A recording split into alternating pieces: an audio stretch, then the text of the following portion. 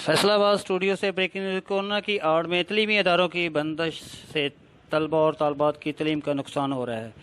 11 सितंबर के बाद तलीमी इदारों को मज़ीद बंद रखने के फैसले को कबूल नहीं करेंगे और सड़कों पर हुकूमत की तलीमी दुश्मनी पर मबनी इक़दाम के ख़िलाफ़ तलबा और तालबात, वालिदैन, उस्ताज़ इकराम और मालकान मुत्तहिद होकर शदीद एहतजाज का सिलसिला शुरू कर देंगे। पूरी दुनिया में तलीमी इदारों के खुले हैं, लेकिन हमारी हुकूमत अपने नाअहल मशीरों के मुशारत से सबसे पहले तलीमी इदारे बंद करने के अहकामात देते हैं, जिसे 11 सितंबर के बाद किसी सूरत कबूल नहीं किया जाएगा। इस ख्यालात का इजहार नेशनल एसोसिएशन फाउंडेशन एजुकेशन नाफल के ज़िली director doctor Saeed Aftab press conference करेंगे।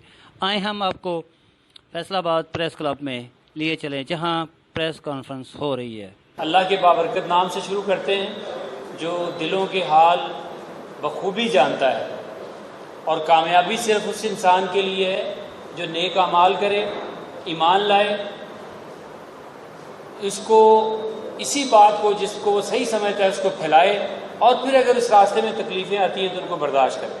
कामयाबी कुरान के मुताबिक सिर्फ उसी इंसान की है। दोस्तों, आज हमने आपको ज़हमत इसलिए दी है कि जो मुल्क की सूरत हाल है तालीमी इदारों के हवाले से स्पेशली, थोड़ा सा मामला होता है, हमारे वज़रा मशीर जो एक ट्वीट करते हैं और तालीमी इदारे बंद हो जाते हैं। और तालीमी इदारों में भी जो पढ़े लिखे लोग हैं जो उनको चला रहे हैं, अल्हम्दुलिल्लाह इस माशरे की करीम है, वो उनकी इस एक मैसेज पे अपने इदारे बंद कर देते हैं। लेकिन इसके इफ़ेक्ट्स क्या हैं, ये अल्हम्दुलिल्लाह आप मुझसे ज़्यादा अच्छी तरह जानते हैं कि आपका जो बराह रास्त ताल्लुक़ है माशरे के हर फ़र्द से, तो इसमें हमारी बहुत सारी चीज़ें हमने लिखी हैं, लेकिन मुख्तसरन जो मैं आपसे डिस्कस करना चाहता हूँ वो ये है कि जो फ़लसफ़ा है तरक्की का, जो दुनिया में उरूज का फ़लसफ़ा है, जिसने ये कायनात बनाई है, उसने हमें वो बताया कि क्या बुनियाद है जिससे इस दुनिया में आप क़यादत कर सकते हैं और तरक्की कर सकते हैं, और वो सिर्फ इल्म है। कुरान में जा बजा अल्लाह ताला ने इस चीज़ को बताया है कि इल्म है। आज अगर हम टेक्नोलॉजी का नाम लेते हैं, मुख्तलिफ़ चीज़ों का नाम लेते हैं, तो वो इल्म ही की बुनियाद पे चीज़ें हासिल होती हैं। इल्म के बगैर वो चीज़ें नहीं हासिल हो सकती।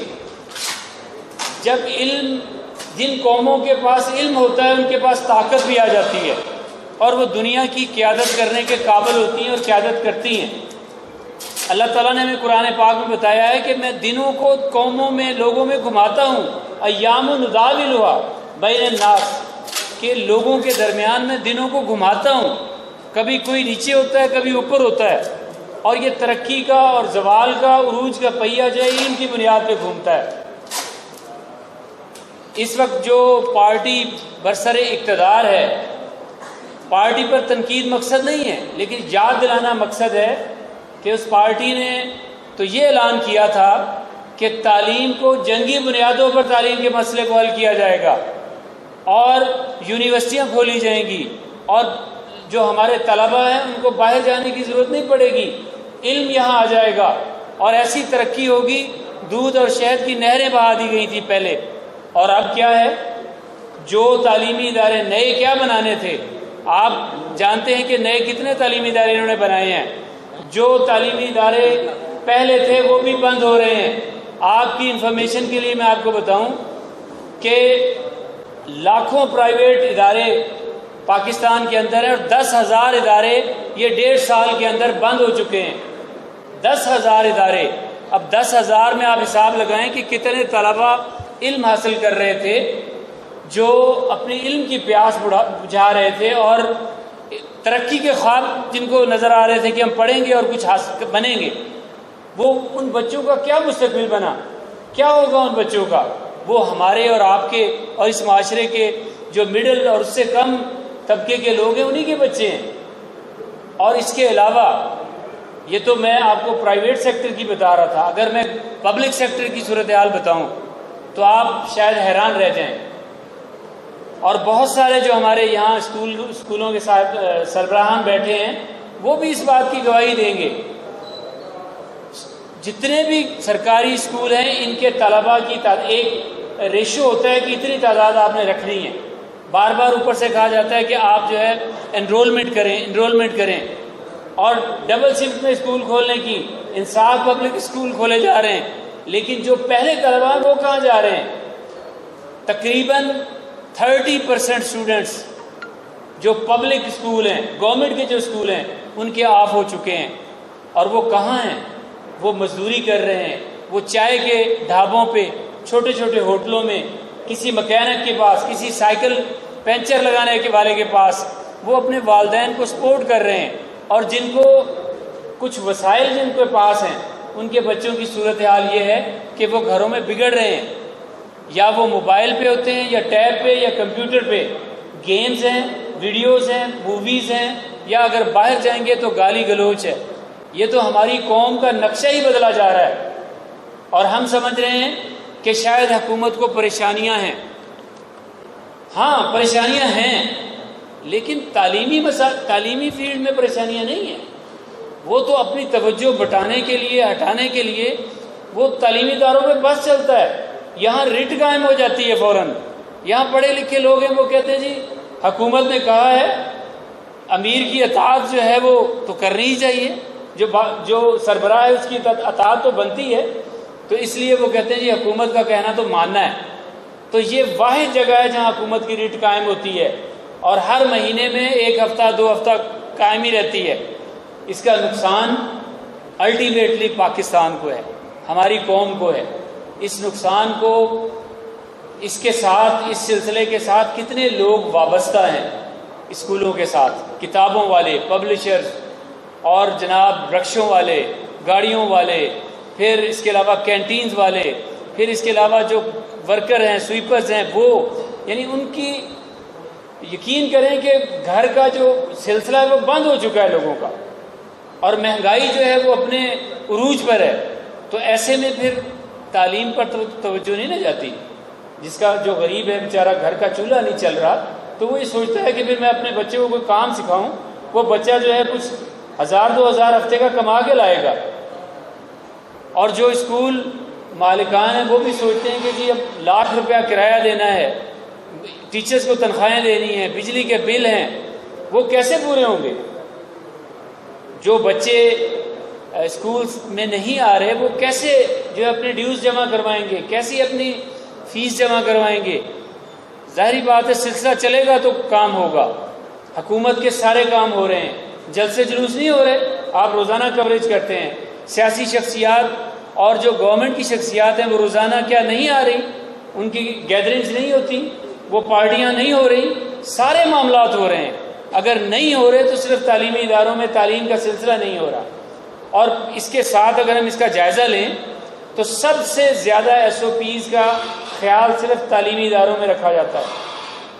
ہمارے ذمہ داران جو یہاں بیٹھے ہیں تعلیمی اداروں کے، یہ اس بات کی گواہی دیں گے کہ سینیٹائزر، ماسک، ڈسٹینس، 50% پریزنس، یعنی ان رولز پہ جو گورنمنٹ نے کہا تھا 100% اگر عمل کیا ہے تو صرف تعلیمی اداروں نے کیا ہے. یعنی اتنا عمل ہونے کے باوجود، اتنی جو ہے وہ SOPs کا خیال رکھنے کے باوجود آپ ان کو بند کرنے پہ تلے ہوئے ہیں. تو آپ کیا چاہتے ہیں؟ اس کا مطلب یہ ہے کہ آپ تعلیم کا سلسلہ ہی ختم کرنا چاہتے ہیں. یہ جو بچے جن کا 1-2 سال ضائع ہو گیا، یہ کبھی پورا نہیں ہوگا. جو بیک چلے گئے ہیں، جو پڑھنے لکھے اچھے بچے تھے، پڑھنے لکھنے والے، وہ بیک چلے گئے، اور جو کمزور بچے تھے وہ تو بالکل ہی نل ہو گئے. ہمارے آپ کے بھی بچے ہیں، آپ گھروں میں دیکھتے ہیں کہ کتنے مسائل ہو رہے ہیں بچوں کے پڑھائی کے معاملے میں. یہ چیزیں آپ سب کو بھی پتہ ہے. مل بیٹھنے کا وجہ یہ ہے کہ ہمیں کوئی لاعمل، آپ بھی اس کمیونٹی کا حصہ ہیں، اور ہم تو اس کو ایک فریضہ سمجھتے ہیں، اور ہم سمجھتے ہیں کہ اس موقع پر ہمیں اپنی ذمہ داریوں کو پورا کرنا چاہیے. اگر گورنمنٹ 6 سے 11 سپٹمبر تک گورنمنٹ نے ادارے بند کیے ہیں کرونا کی آڑ میں، جبکہ وہاں سارے ایس او پیز پر عمل ہو رہا ہے. ساری دنیا میں ادارے کھلے ہیں، تعلیمی ادارے، کہیں پارشلی بند ہوں گے تو ہوں گے، لیکن ٹوٹلی کہیں بھی بند نہیں ہیں. تو پھر جہاں سارے ایس او پیز پر عمل ہو رہا ہے تو کیوں ان کو لاک کیا جا رہا ہے؟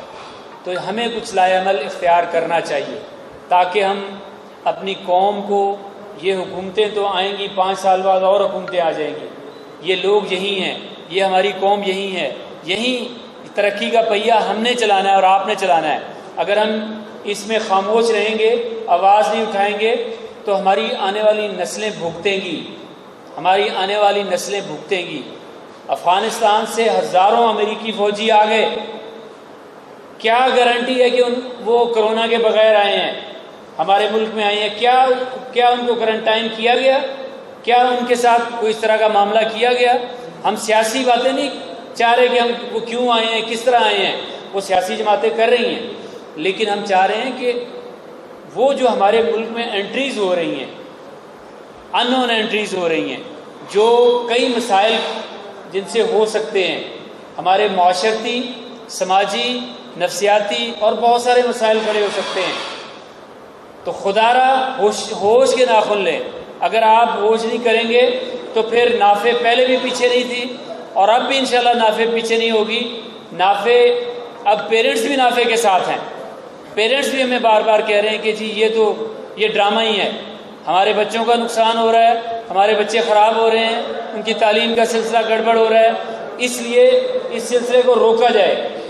والدین ہمارے ساتھ ہیں، اسکول چلانے والے ہمارے ساتھ ہیں، پبلشرز ہمارے ساتھ ہیں، جو طلبہ ہیں وہ ہمارے ساتھ ہیں. ہمیں بار بار اس چیز کی، اور باقی جو کمیونٹی ہم سے ریلیٹ کرتی ہے وہ بھی اس بات کی خواہش مند ہے.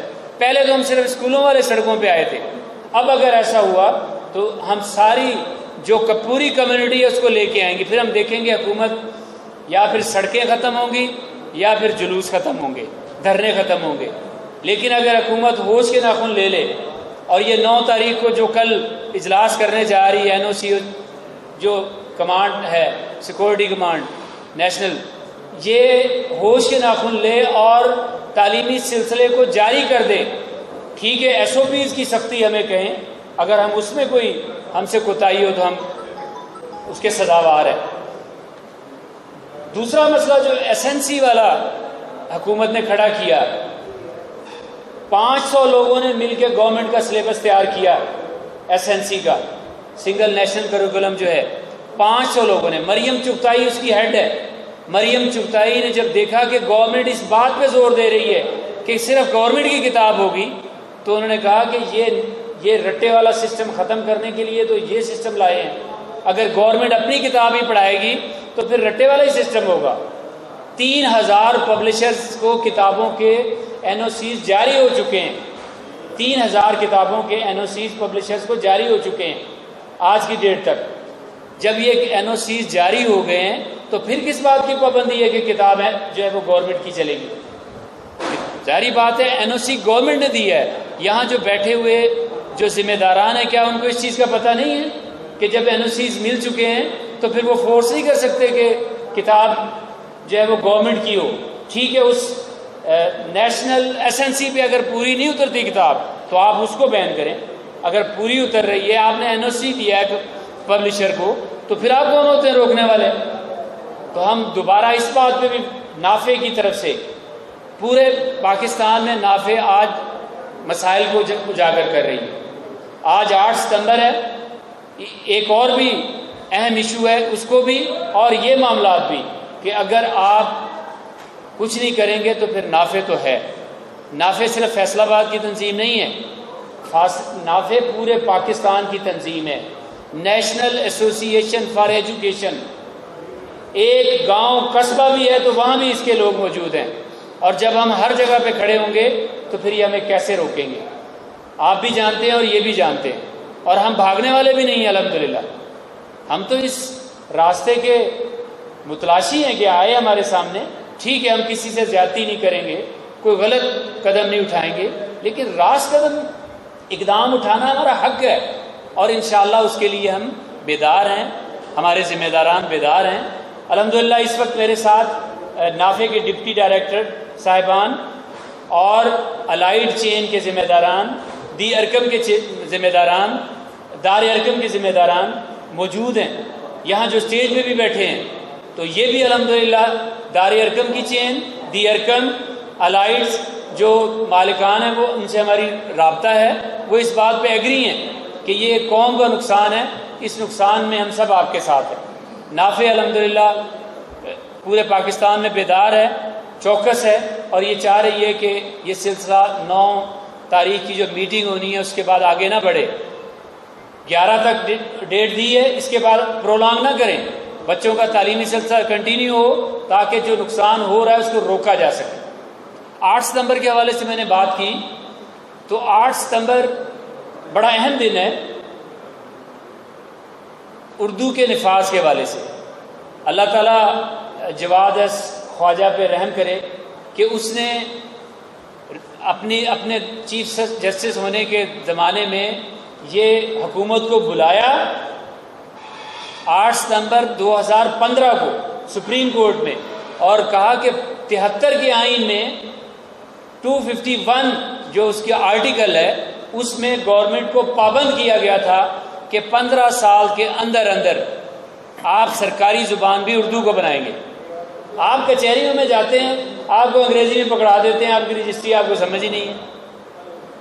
پڑھی لکھی جتنی ہماری قوم ہے وہ تو ہے، ہم بھی یہ مطالبہ کرتے ہیں کہ 15 سال گزر گئے، پھر جواد خواجہ نے ورڈکٹ دیا کہ 90 دن کے اندر 251 آرٹیکل کے تحت 90 دن کے اندر جو ہے آپ سرکاری زبان اردو کو بنائیں، انگلش کو ختم کریں۔ لیکن حکومت آرٹیکل 6 کی سزاوار ہو رہی ہے۔ آرٹیکل 6 آپ مجھ سے زیادہ اچھی طرح جانتے ہیں، جو پرویز مشرف پہ لگا غداری کا۔ آرٹیکل 6 جو ہے اگر آپ کانسٹیٹیوشن کی خلاف ورزی کرتے ہیں تو آرٹیکل 6 کے آپ کو اس کی سزا ہوگی۔ تو حکومت اب پھر 6 سال سے یہ اس سزا کی مستحق ہے کہ اسے آرٹیکل 6 لگایا جائے۔ لیکن کون لگائے گا جب عوام کو پتہ ہی نہیں ہے، جب ذمہ داران جو بیدار کمیونٹی ہے وہ احساس نہیں دلائے گی تو پھر کون احساس دلائے گا؟